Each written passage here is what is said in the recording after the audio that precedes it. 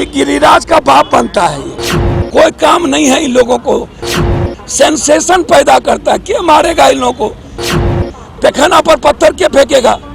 गोबर पर घी डालने से गोबर का ही न महक आएगा।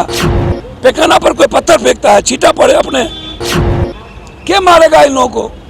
ये लोग अपने इतना बड़ा माफिया है। पहले तो भैया बहुत क्लियर है, अविलंब अजय टोनी को बर्खास्त करना चाहिए। इसके लिए जरूरत पड़ेगी तो सड़कों पर उतरेंगे, कोई उस पर कंप्रोमाइज़ नहीं होगी। हम लोग इसको लेकर के लगातार कैंपेन चला रहे हैं और मुझे समझ में नहीं आता कि 56 इंच सीना को हो क्या गया। एसआईटी की रिपोर्ट आने के बावजूद और जिस तरीके से पत्रकार के साथ उन्होंने गाली गलौज किया, क्रिमिनल एक्टिविटीज उसकी रहती है। दूसरी तरफ मुझको समझ में नहीं आता है कि बीजेपी नीतीश कुमार को गाली के चलते बिहार के 14 करोड़ को अपमान कैसे कर सकती है। फड़क्का बाढ़ के सवाल पर बैकफुट पर बीजेपी भेज दिया बिहार को। पैसा मांगा गया, बोला नहीं देंगे। केंद्रीय विश्वविद्यालय पटना पर मांगा गया, बोला नहीं देंगे।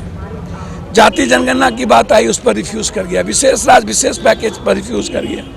जीएसटी का पैसा बिहार को नहीं देंगे। पूंजी निवेश की बात आई तो नहीं देंगे। इंडस्ट्री पॉलिसी पर बात आई कि इंडस्ट्री को डेवलप करने के लिए आप पैसा दें, उस पर नहीं देंगे।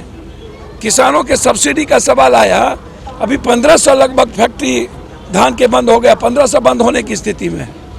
नेपाल मेरा धान जा रहा है, उस पर कुछ चर्चा नहीं। तो बिहार से इतना नफरत क्यों है बीजेपी को?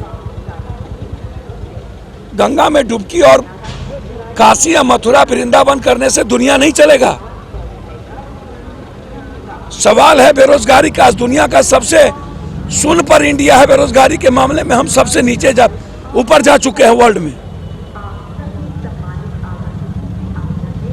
गरीबी पर चर्चा करने को तैयार। खाद की स्थिति यह है कि आप अभी तक लाठी चलती है। हम तो चाहेंगे कि इन बीजेपी वाले को किसी गांव में ढुकने नहीं दिया जाए।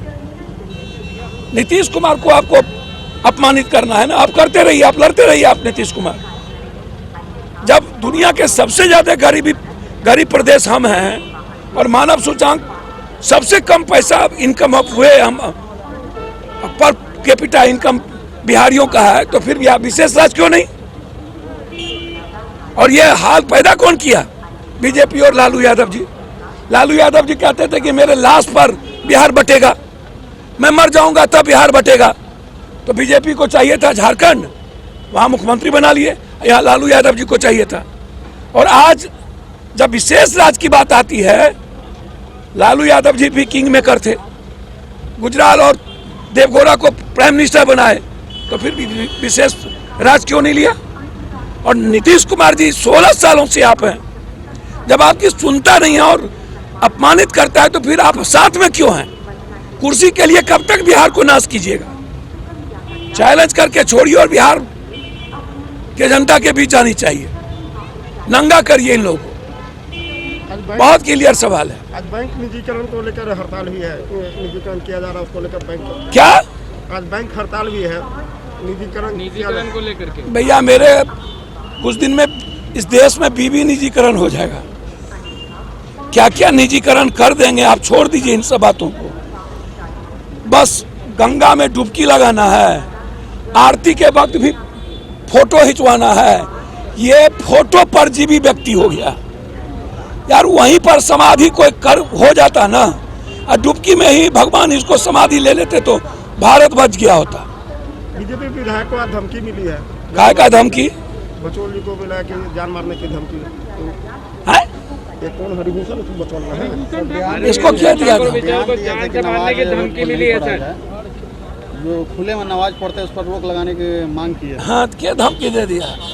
ये गिरिराज का बाप बनता है। ये कोई काम नहीं है इन लोगों को, सेंसेशन पैदा करता है। क्या मारेगा इन लोगों को? पैखाना पर पत्थर क्या फेंकेगा? गोबर पर घी डालने से गोबर का ही न महक आएगा। पैखाना पर कोई पत्थर फेंकता है, छींटा पड़े अपने, क्या मारेगा इन लोगों को? ये लोग अपने इतना बड़ा माफिया है। अब नीतीश कुमार जी जाने भैया, जब 95% मंत्री विधायक बालू माफिया के बच्चे में जन्मदिन अटेंड कर सकता है? क्या बिहार है भैया? मेरे बस की चीज है। अब मैं जा रहा हूँ, मुखिया को मार दिया 700, अब जा रहे हैं बाहर, दरोगा मुखिया को मार दिया, तो बाहर जाने दो ना। हमको गौशाला थोड़े जाना है, हमको गाय भैंस थोड़े देखना है, हमको आदमी बचाना है। हम गोबर पाटने के लिए नहीं आए हैं। जाप और कांग्रेस के विलय की बात कहाँ तक? अरे विलय तिलय अभी छोड़िए, अभी चलिए जान बचाइए। अच्छा विलय होगा देखेंगे। मांझी जी ने बोला 10 बजे ठीक बोला मांझी जी, ठीक बोला, एकदम और जोर से बोलना चाहिए। मांझी जी ने एकदम ठीक बोला। हाईकोर्ट ने स्पष्ट कहा है कि शराब माफियाओं की संपत्ति और बड़े लोगों की संपत्ति और नेताओं की संपत्ति जांच नहीं होती है। 6,46,000 गरीब लोगों को जेल भेजा गया है, एक भी माफिया और नेता जेल क्यों नहीं जाते? एकदम सही बोला मांझी जी।